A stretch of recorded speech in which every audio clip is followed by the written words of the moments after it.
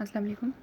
आज का जो हमारा टॉपिक है डेंगू से रिलेटेड वो है कि कम्युनिटी लेवल पे हम कौन से प्रिकॉशनरी मेजर्स ले सकते हैं। उसमें लास्ट में इस पैराग्राफ की जो 2 लाइन्स हैं, awareness message can be given to the message through print and electronic media like radio है, टीवी है, न्यूज़पेपर है। तो हम लार्ज लेवल पे अगर इस मैसेज को स्प्रेड करना चाहते हैं तो उसके लिए हम टीवी यूज़ कर सकते हैं, रेडियो यूज़ कर सकते हैं या फिर न्यूज़पेपर जो है वो उसके थ्रू स्प्रेड कर सकते हैं अपने मैसेज को। Teachers should also play their positive role by informing their students about all the factors involved in the spread of this disease and about its control। कि टीचर्स जो हैं वो स्टूडेंट को अवेयर कर सकते हैं, टीचर जो हैं वो स्टूडेंट को नॉलेज प्रोवाइड कर सकते हैं कि कैसे हम जो है वो मेजर्स अप्लाई कर सकते हैं अपने घर में, अपने कम्युनिटी में डेंगू को जो है वो स्प्रेड होने से रोकने के लिए। The students can spread this message to their home and family and also to the other members of their locality. फिर स्टूडेंट्स क्या है कि अपने घर में जाके इससे रिलेटेड बात कर सकते हैं, अपनी फैमिली से बात कर सकते हैं और अपनी कम्युनिटी में जो है वो इस चीज़ को लोकली जो है वो फैला सकते हैं। Khatibs of mosque should spread this message among the public through their sermons. जो मस्जिद के इमाम हैं वो मस्जिद में जो है वो ऐलान करके या फिर जो मस्जिद में लोग जाते हैं उनके थ्रू जो है वो इस मैसेज को फैला सकते हैं।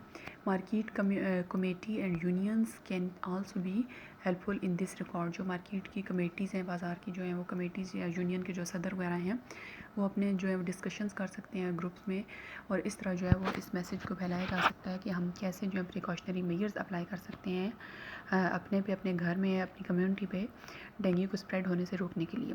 सो this is the awareness related to dengue. Now I am going to my own lecture. आज का जो हमारा लेक्चर है उसमें पेज नंबर 232 पे इसका पार्ट 2 है writing the code. Short questions जो हैं वो हम नहीं करें, हम इसकी जो एक्सरसाइज है एक्सरसाइज में कोड से रिलेटेड क्वेश्चंस हैं तो उनको कर लेते हैं। तो राइटिंग द कोड है part 2 page number 232। Question number 1 है write a single C statement to initialize two integer variable start and end with 0। कि एक सिंगल आपने सी स्टेटमेंट लिखनी है जिसमें इनिशियलाइज करना है। अब इसमें इनिशियलाइज होता है, इनिशियलाइज़ क्या होता है कि जिसमें आप डेटा टाइप लिखते हो, साथ वेरिएबल का नाम लिखते हो और साथ उसको वैल्यू भी असाइन करते हो। इसमें 2 मेथड्स थे, एक इनिशियलाइजेशन था और एक डिक्लेरेशन था जो चैप्टर में हमने देखा था। तो डिक्लेरेशन में आप क्या करते हो कि डेटा टाइप असाइन करते हो और साथ वेरिएबल का नेम लिखते हो, लेकिन इनिशियलाइजेशन में आप डेटा टाइप, वेरिएबल का नेम और साथ वैल्यू भी असाइन करते हो। तो अभी इस क्वेश्चन के अकॉर्डिंग हमने क्या करना है कि हमने 2 वेरिएबल्स लेने हैं इंटीजर टाइप के, यानी डेटा इंट लेनी है, डेटा टाइप इंट लेनी है और 2 वेरिएबल्स ले लेने हैं। अब उनका उन्होंने कहा है कि स्टार्ट और एंड लेने हैं 2 वेरिएबल्स। इंट स्टार्ट है और एंड है, 2 वेरिएबल्स ही हो गए और दोनों को जो है वैल्यू क्या असाइन करनी है 0। तो अगर हम इसका सोल्यूशन देखें तो int start equal to 0 comma end equal to 0।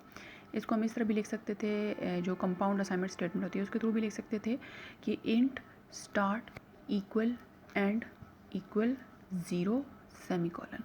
ये मेथड भी ठीक है और जो अभी यहाँ पे लिखा हुआ है int start equal to 0 comma end equal to 0 semicolon, ये भी ठीक है। सेकंड क्वेश्चन जो है इसका, initialize 3 integer variables named test1, test2 and test3 and assign them the values of 76, 92 and 85 respectively in a single statement। ये 3 variables लेने हैं इंटीजर टाइप के और उनके नेम क्या है test1, test2, test3 और उनको जो है वैल्यू असाइन करनी है, डिफरेंट 3 वैल्यूज़ उनको असाइन करनी है एक सिंगल स्टेटमेंट के थ्रू। तो उसके लिए आप क्या कर सकते हो, इंट जो है उन्होंने कहा था क्वेश्चन में इंटीजर वेरिएबल्स लेने हैं तो इंट डेटा टाइप असाइन कर दी। अब इसमें test1 इक्वल टू है 76 comma test2 equal to 92 comma test3 equal to 85 semicolon. तो डिफरेंट जो वेरिएबल्स हैं उनको उनके नेम के साथ लिखा गया है और उनको वैल्यूज़ उनकी रिस्पेक्टिवली असाइन की गई हैं।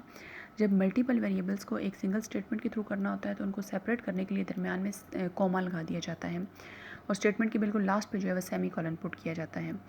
क्वेश्चन नंबर 3 है write a statement to declare an integer variable I initialize to 10। कि एक इंटीजर वेरिएबल लेना है आई और उसको वैल्यू क्या असाइन करनी है 10। तो int I equal to 10 semicolon.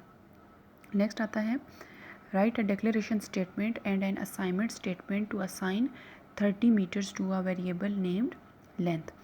एक वेरिएबल लेना है, उसका नेम रखना है लेंथ और उसको 30 वैल्यू असाइन कर देनी है। तो और अब इसमें मेंशन नहीं है कि उसको सिंगल स्टेटमेंट के थ्रू करना है, तो इसको आप जो है दो स्टेटमेंट में भी कर सकते हो। इंट डेटा टाइप है, लेंथ यहाँ पे वेरिएबल का नेम है और लास्ट पे इसके सेमीकोलन पुट किया है। नेक्स्ट लाइन पे जो है वो लेंथ इक्वल टू 30, तो नेक्स्ट लाइन पे उसको जो है उसकी वैल्यू असाइन कर दी है। नेक्स्ट क्वेश्चन नंबर 5 है, declare two integer variables n1 and n2 in one declaration statement. दो वेरिएबल्स लेने हैं n1 और n2 और उनको एक सिंगल स्टेटमेंट के थ्रू लिखना है। तो int n1 comma n2 semicolon, दो वेरिएबल्स हैं और उनका नेम क्या है n1 और n2, कॉमा से इनको सेपरेट किया और सेमीकोलन से इनको एंड किया। क्वेश्चन नंबर 6 है, write a C constant declaration that gives the name pi to the value 3.142। अब इसमें कांस्टेंट वेरिएबल हमने एक लेना है जिसको हमने एक पॉइंट्स में फ्लोटिंग पॉइंट वैल्यू अलॉट करनी है। तो अब इसकी डेटा टाइप हम यहाँ पे इंटीजर नहीं रख सकते, तो इसलिए यहाँ पे डेटा टाइप इसको क्या असाइन करेंगे, फ्लोट। तो कॉन्स्ट का कीवर्ड यूज़ होता है, कांस्टेंट जो वैल्यूज़ होती हैं उनके साथ कॉन्स्ट का कीवर्ड यूज़ होता है। फ्लोट इसकी डेटा टाइप है, पाई वेरिएबल का नेम है, इक्वल असाइनमेंट ऑपरेटर है और वैल्यू है 3.142 सेमीकोलन। ये हो गया। नेक्स्ट जो क्वेश्चन है, question number 7, write the following expression in C language.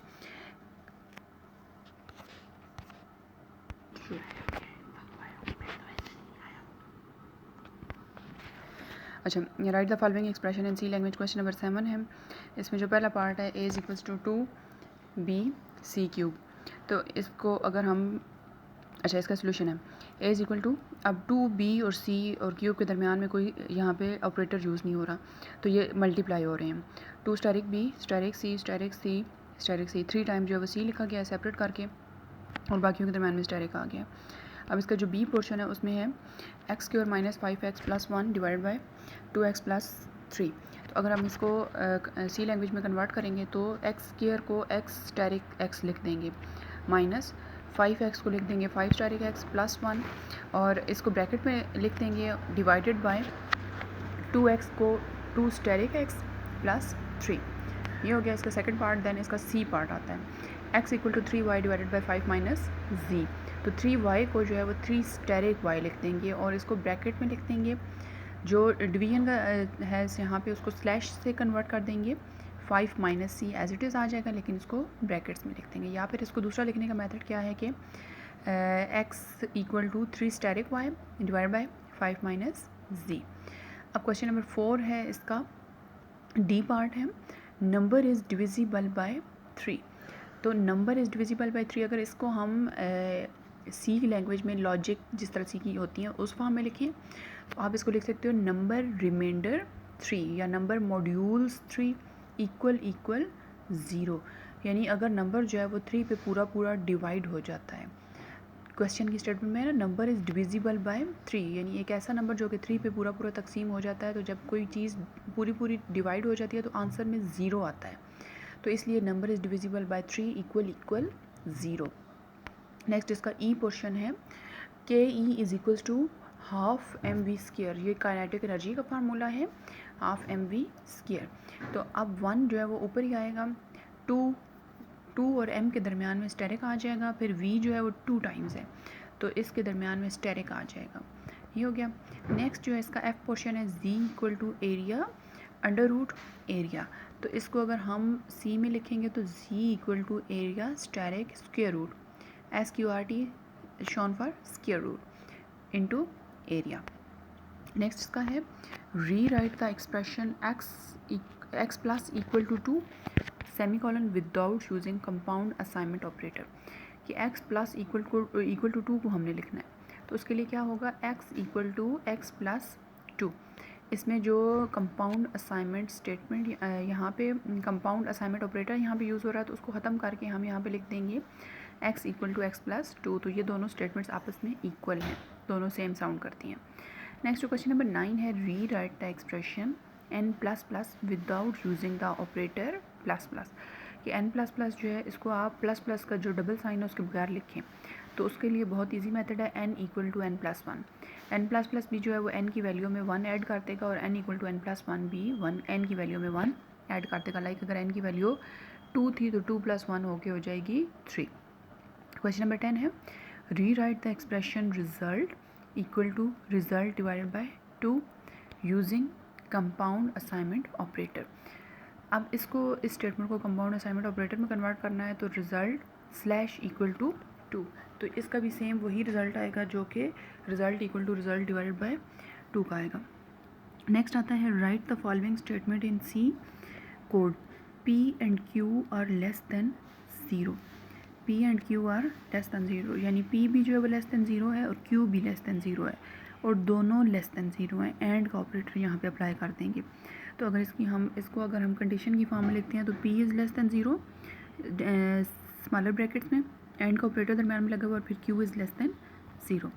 Next जो क्वेश्चन है question number 12, write the following statement in C code, score is between 50 and 60 inclusive का मतलब ये होता है कि इसकी दरमियान वाली वैल्यू आएगी 50 से बड़ा और 60 से छोटा। तो अगर हम इसको कंडीशन में लिखें तो score is greater than equal to 50 and score is less than equal to 60। तो अब स्कोर में 50 भी इंक्लूडेड है, 60 भी इंक्लूडेड है। 50 से लेकर जो है वो 60 तक के दरमियान की जितनी भी वैल्यूज़ हैं वो सारी जो हैं वो, और 50 और 60 भी इसमें शामिल हैं। ये आ गया। लास्ट है write the following statement as single statement, int x equal to 5, int y equal to 10, int z equal to 15। तो अगर हम इनको एक सिंगल लाइन में लिखते हैं तो int x equal to 5, y equal to 10 और z इक्वल टू 15। इन्होंने यहाँ पे आंसर में जो है वो इसकी वैल्यूज़ को चेंज कर दिया मिस्टेकनली, तो वैल्यूज़ वही रहेंगी। तो x इक्वल टू हो जाएगा 5, y इक्वल टू 10, और z इक्वल टू 15। सो यहाँ पे लेक्चर जो है वो एंड होता है। अल्लाह हाफिज़।